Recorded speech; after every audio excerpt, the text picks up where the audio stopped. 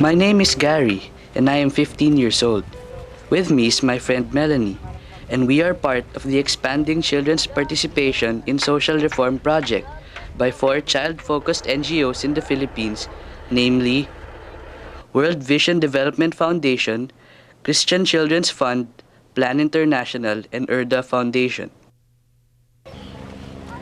I am a member of the National Coalition of Children's Association in the Philippines, and I am honored to represent hundreds of children across the country whose voices need to be heard. In our travels, we get the chance to meet many children from all across the land. We listen to them, their stories, their aspirations, and dreams.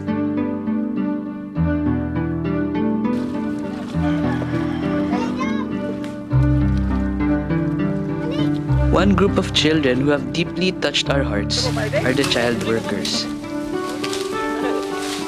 7 provinces have been identified to have widespread incidents of child labor: Cavite, Romblon, Leyte, Southern Leyte, Cebu, Negros Oriental, and Palawan.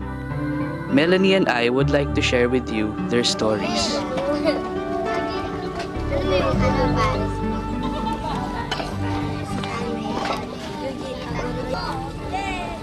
We reached the Cavite dump site on a very hot day.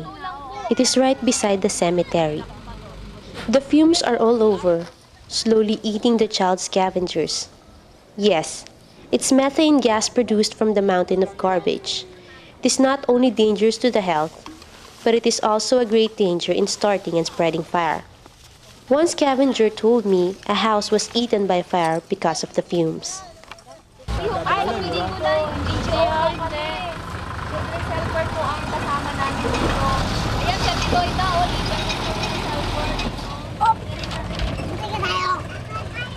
I look around and it's so painful to see little children scrambling for the best trash every time the truck dumps its load. They do not care about the heat of the sun, nor do they mind the unbearable smell of the trash. We can see right before our eyes that many lives are slowly being wasted and seemingly being thrown in the dump too. The children do all of this to buy food for their families and pay their own schooling, a responsibility they are much too young to handle. A task they are not supposed to be burdened with, but they must assume. I smiled when JP and Evelyn told us what they'd like to be someday. Gusto ko po maging driver ng truck ng basura. Nagsisimula po ako na magtrabaho ng alas 6 ng umaga. Pag uwi ko po, mga alas 11 po ng hapon. Ginagamit po namin yung pera yung kinikita po namin sa pagkain. Maging doktor po. Just across the dump site is Barangay Gis, a community near the shoreline. I haven't seen a shore as dirty and as filthy as this one, and yet, children are enjoying the waters. Andrew earns by cleaning the boats just like the other kids. He's paid 30 pesos, or he's paid with fish that's left in the bangka. He then sells the fish in his community. Depende po sa dating ng bangka. Maaga minsan. Isang araw dalawang bangka na nalilinis? Sa isang araw po, 2 bangka nalilinis ko. Magkano naman ito bayad sa'yo sa isang bangka? Renta? 20 po. Isa. Gusto ko po maging doktor. Minsan kasi daya ako na lang siya dahil hindi ko rin naman sa kanya kasi trabaho namin. Wala naman ako ng buhay. Minsan naglalabada lang ako. Minsan may gusto siyang bilhin. O yung mga pangailangan niya sa school, papa niya wala rin trabaho. Siyempre, pangarap ko yung mabigay ko lahat yung pangangailangan nila, yung makapag-aral na maayos, tsaka yung makatapos na koleyo.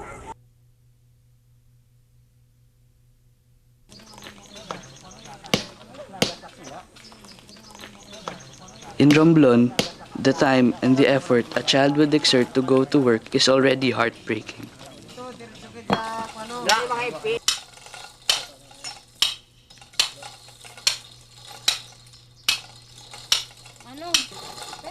We climbed the mountain for almost 2 hours to reach the quarry site. The slabs of marble are bigger than the children's bodies, and they work with no gears at all to protect the rice from the dust or broken stones. Their lives, as you can see, are in constant danger.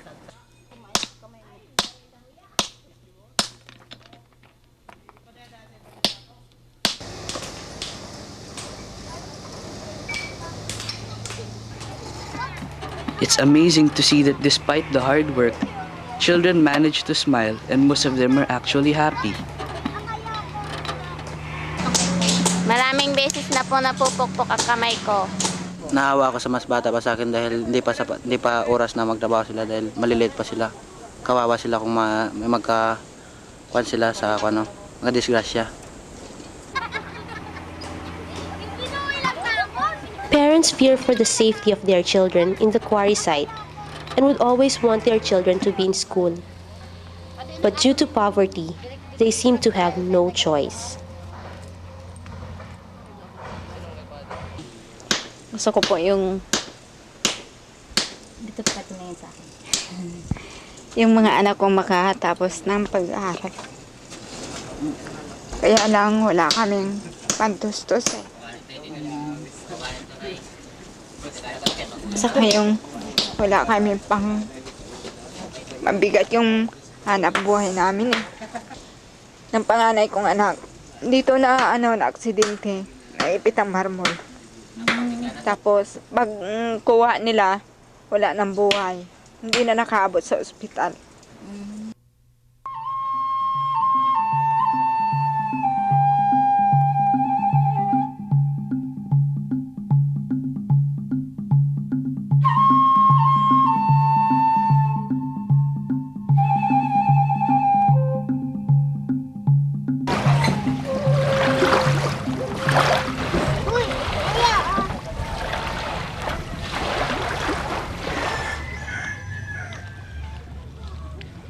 As we walked along several barangays along the coastlines of Ormoc and Leyte, Gary and I discovered that majority of the child workers are fish fry gatherers. They claim to be the breadwinners of their families because their parents have only seasonal jobs.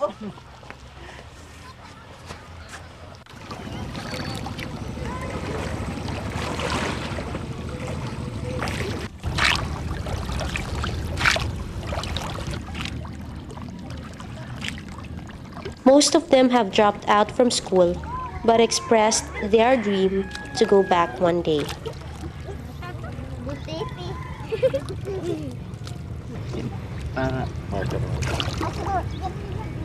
Though the younger ones are afraid of high tides and sudden whirlpools, this doesn't stop them from going to the sea. They endure the heat of the sun and ignore backaches and headaches. It is the only work available.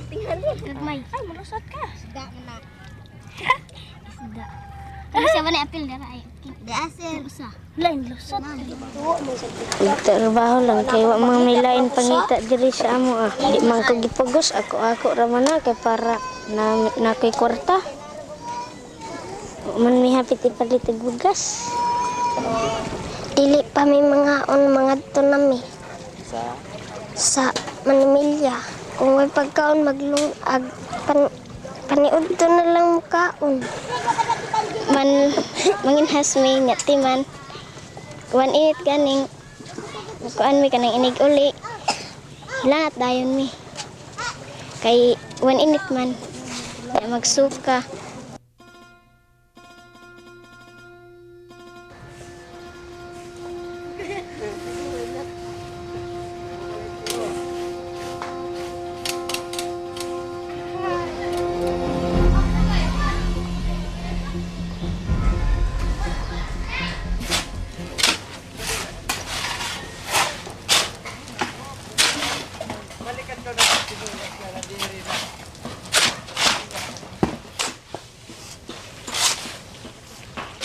In southern Leyte, children as young as 6 are into concrete hollow blocks making.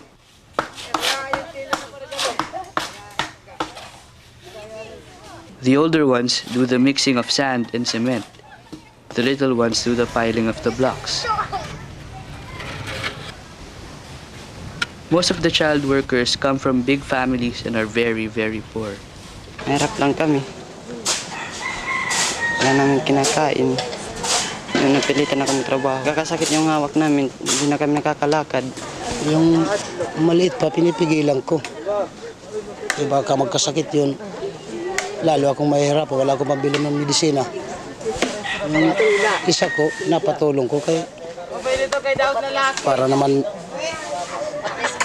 makatulong sa akin.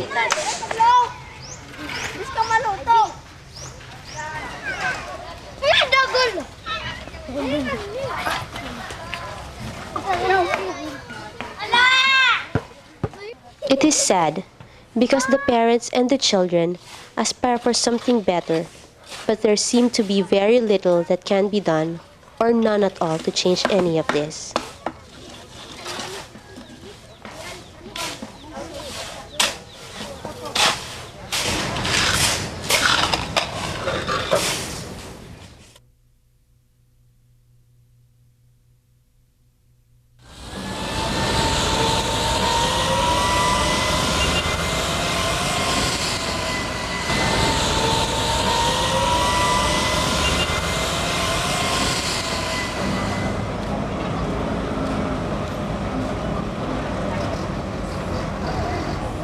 When we were in Cebu, we noticed that most of the child laborers work in homes, farms, shops, stores, and the streets.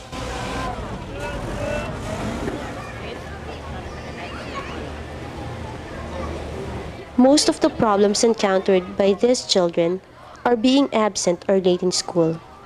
Others cannot afford to go to school. Some lose their interest and then they just drop out. Physical exhaustion, risk, injuries, illness, low wages, and even psychosocial problems are the common complaints. Almost all of them give their earnings to their parents.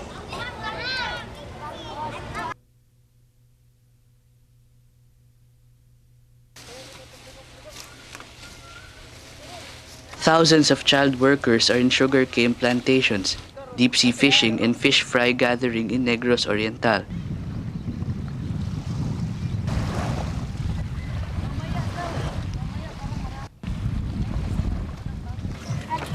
Children as young as 9 face bravely the sea or the sharp blades in plantations to be able to buy food for their families, and for some to pay the loans of their parents. These children are not only losing their childhood, but they are also losing their future.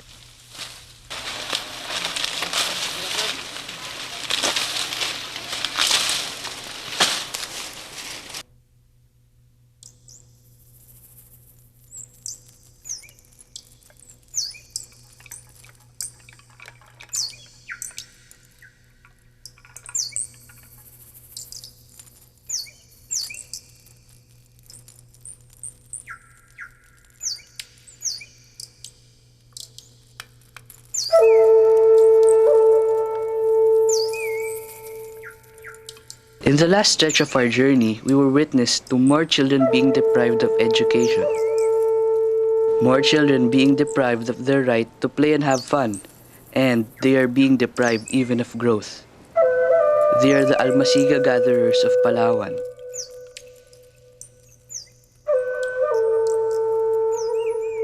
Almasiga is the raw material for rugby which the child workers gather from the sap of the trees in the mountains, dry it, and harden it up like a stone.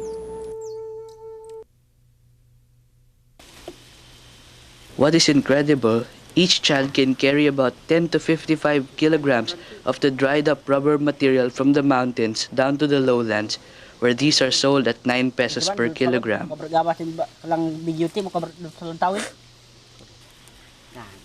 The heavy load is hurting and destroying the little ones' bodies. Their growth are stunted, and we heard many complaints of backaches and headaches.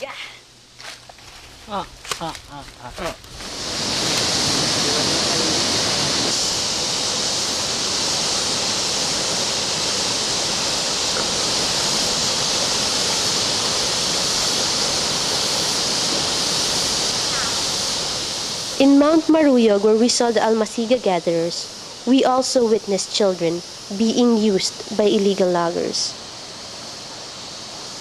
From the mountain, the children guide the pieces of lumber to drift in the river down to the lowlands.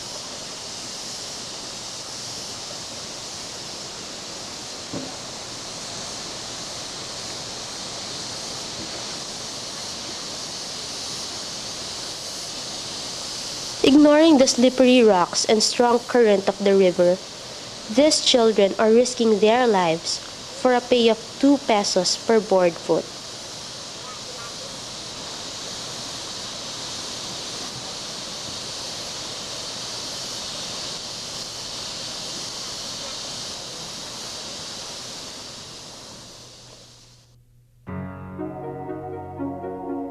No doubt, child labor exists, continues to persist and increase. Child workers and their families themselves often consider child labor as acceptable and inevitable. There's a tone of resignation in their voices, and I fear for a bleak future that awaits them as they continue their struggle.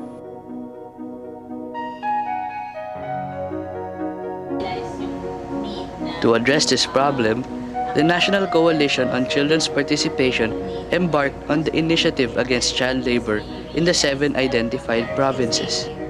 It seeks to protect the children engaged in hazardous work and to build on the gains of the expanding children's participation in social reform project. The project's strategies to achieve its goals are research and documentation, rehabilitation and reintegration, organization of community structures for detection, reporting, and monitoring of child labor cases like the Barangay Councils for the Protection of Children or BCPC, provision of legal and paralegal support to victims, educational, medical, health, and livelihood support, advocacy, and capacity building. Nagsisimula pa lang kami na magkaroon ng mga entrepreneurial skills training para sa parents and then sa yung mga bata na rin mismo na para maalis lang sila sa hazardous work. And we provide them also ng mga yung sa pagpapa-check up sa kanila. Okay, isa sa mga kailangan pang gawin dito sa particularly sa Romblon ay yung full implementation ng yung mga laws and issuances on children, lalo na yung protection na palagay ko hindi pa talaga na isasagawa dito on the part ng government. Ang gihimo, gi-recruit ni sila, gi-appeal na sila as one of the registered child sa UFACIO, gipa-eskwela aron dili na kay sila problema sa ilang ginikanan, gitagaan na sila sa tanang gikinahanglan nila sa ilang pag-eskwela. In the case of Bourbon, pinakamalaking percentage yung nakita sa study ang yung naghohornal, yung nagtatrabaho sa sugarcane plantation. Sa case ng Plan International, may prevention aspect siya, tapos may yung sa level na intervention. Yung sa prevention naman, may mga responsible parenthood na program, yun na i-educate ang mga parents on their responsibilities and rights of children. Organizing children, part din yun intervention ng plan. Kung titingnan mo sila, maraming sinasabi na happy sila sa ginagawa. Pero nung resulta ng aming mga group discussions, talagang kung tingnan mo yung mga bata, gloomy yung kanilang mga mukha kasi all they want is kung silang mag-aral. Nagkaroon kaming mga self-awareness activities sa mga parents. Oo. Pati sa mga bata. Coalition building, mga alliance building ng iba't ibang stakeholders, NGO sa community upang sa ganun ay sama-samang tugunan ang pangangailangan ng mga bata. Yung dam site sa Cavite ay hindi talaga yan originally na dyan talaga, hanggang na lang sila dyan. Isa sa intervention ng ADP Cavite ay kung pwede ma-relocate sila sa ibang lugar, na magkaroon sila talaga ng sustainable source of income na hindi kailangang maging hazardous sa kanilang condition, working condition. Una yung counseling, then housing assistance, at least house repair, then leadership training, paralegal training, then film showings and networking and coordinations. Inorganize namin yung mga working children kasi hindi namin matutulungan yung mga individually kung hindi muna namin sila i-organize. Lilayunin talaga namin is yung mga bata makabalik sa school, or kung hindi na sila makakabalik sa school, at least magkaroon sila ng mga skills training or vocational training. Unang task na ibinigay sa amin ay yung prosecution of the people responsible dun sa pag-hire ng mga bata sa Muro Army operations nila. Ay, yung mga bata kasi nakatakas, kaya nakuna namin ng mga statement. Ang sabi nito mga bata, more or less 50 of them, as far as they know, only. Yun lang alam nila, more or less 50. But in every boat, there are at least 300 workers. Yung mga bata, they spend most of the time on the waters than they spend on the boat. It's very hazardous to their health, and as a matter of fact, marami na yung namamatay dyan. Malupit itong mga nagpapalakad niya Muro Army, walang awa sa mga bata. Kahit daw sila may sakit, pinatatalon sila sa tubig. Pag pinaakyat lang daw sila sa barko pag kailangan sila matulog. Natulungan namin as regards the issue of child labor is yung Muro Army incident na nangyari unang-una. Noong November of 1999, merong na-apprehend yung Navy na Muro Army fishing boat in southern Palawan. Tumulong kami sa pagsampa ng kaso. The existence of laws against child labor is not enough.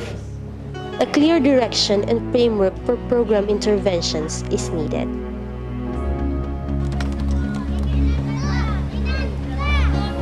Providing free and accessible education and implementing poverty alleviation programs are keys to prevention. Paying close attention to the conditions that have created the poverty which gave birth to child labor is far more valuable and important. Equally valuable is the full participation of children in the program, which empowers them to express, understand their rights, and contribute to the solution of child exploitation.